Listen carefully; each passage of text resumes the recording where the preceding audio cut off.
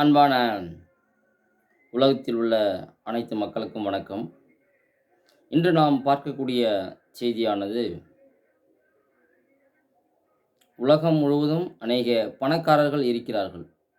பணக்காரர்கள் பணத்தை வைத்துக்கொண்டு என்ன செய்வது என்று தெரியாத அநேக பணக்காரர்கள் இருக்கிறார்கள். அவருக்கு எவ்வளவு தேவையோ அவ்வளவு வைத்துக்கொள்ளலாம்.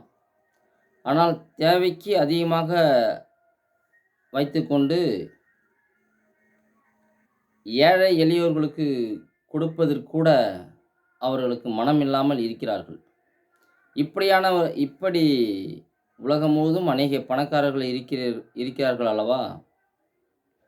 அவர்களுக்கான பதிவு இது. வேதம் என்ன கூறுகிறது என்று பாருங்கள். 1 தீமோத்தேயு 6ஆம் அதிகாரம் 17ஆம் வசனம் என்ன கூறுகிறது என்று பாருங்கள். இவ்வுலகத்திலே ஐசுரியம் உள்ளவர்கள் இருமாப்பான சிந்தையுள்ளவர்களாக இராமலும், நிலையற்ற ஐசுரியத்தின் மேல் நம்பிக்கை வையாமலும். பாருங்கள், இந்த பணம் என்பது அது நிலையற்றது. அதன் மேல் நீங்கள் பணமோ ஒரு நகைகளோ அல்லது பொருட்களோ இதெல்லாமே அனைத்துமே நிலையற்றது. அதன் மேல் நீங்கள் ஒருபோதுமே நம்பிக்கை வைக்கக்கூடாது என்று தேவன் சொல்கிறார். நிலையற்ற ஐஸ்வர்யத்தின் மேல் நம்பிக்கை வையாமலும், நாம் அனுபவிக்கிறதற்கு சகலவித நன்மைகளையும் நமக்கு சம்பூரணமாய் கொடுக்கிற ஜீவனுள்ள தேவன் மேல் நம்பிக்கை வைக்கவும். எவ்வளவு ஒரு அற்புதமான வார்த்தை பாருங்கள். நீங்கள் அனுபவிக்கிற அனைத்துமே தேவனுடையது. அப்படி இருக்கிற பட்சத்தில் நீங்கள் தேவன் மேல்தான் நம்பிக்கை வைக்க வேண்டும் என்று வேதம் கூறுகிறது. இதன் மேல் நீங்கள் ஒரு பணம் மீதோ அல்லது ஒரு நகைகளை மீதோ அல்லது ஒரு பொருள்கள் இப்படியாக நாம் அனுபவிக்கிற பொருட்கள் மீது, நிலத்தின் மீதோ நம்பிக்கை வையாமல் யார் மீது நம்பிக்கை வைக்க சொல்கிறார்?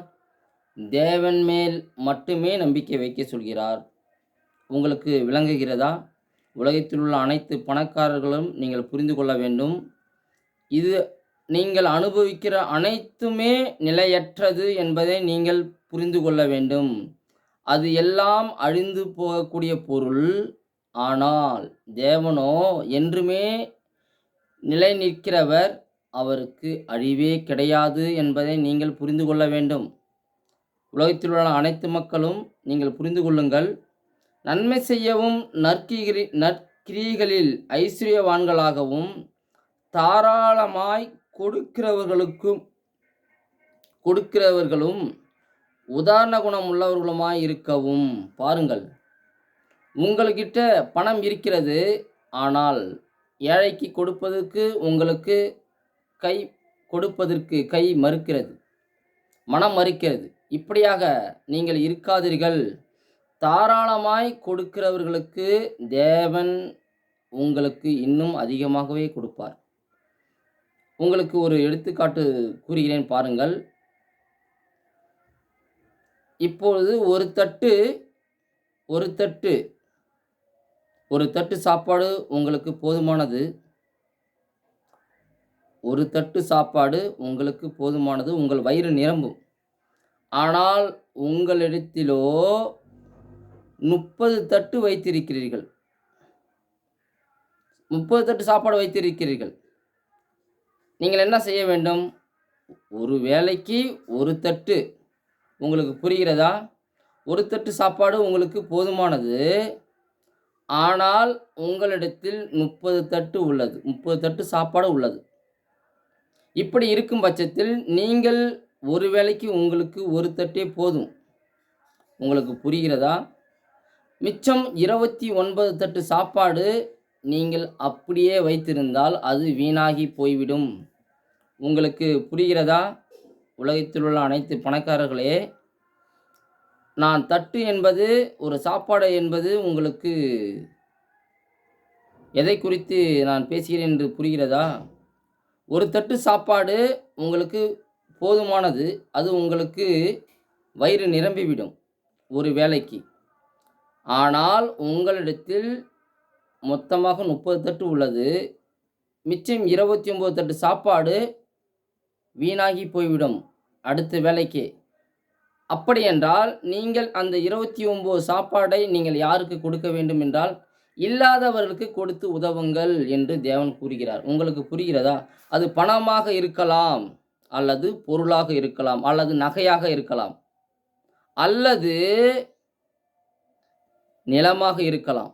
இப்படி எதுவாக நீங்கள் வைத்திருந்தாலும் மக்களே, உங்களுக்கு போதுமானதை வைத்துக்கொண்டு இல்லாதவர்க்கு நீங்கள் கொடுத்து உதவுங்கள் என்று தேவன் கூறுகிறார்.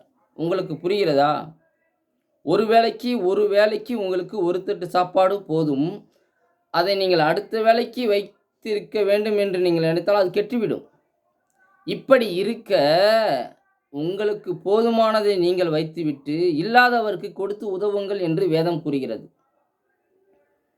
இந்த உலகமானது அனைத்துமே தேவனால் உண்டாக்கப்பட்டது. இது அனைத்தும் தேவனுக்கு சொந்தமானது.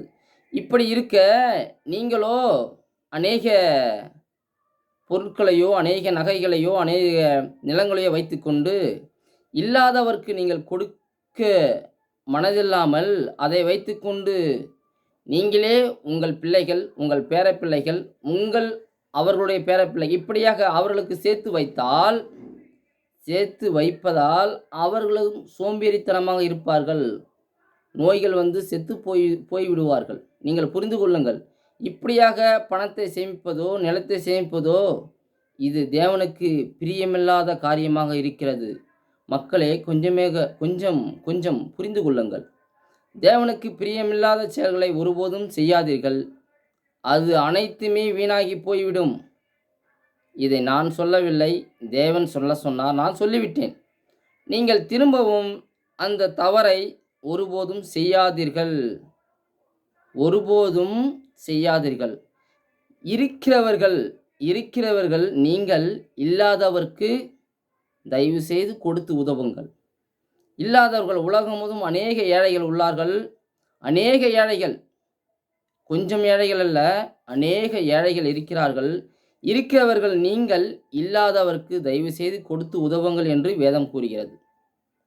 தேவன் சொன்னதை நான் சொல்லிவிட்டேன்.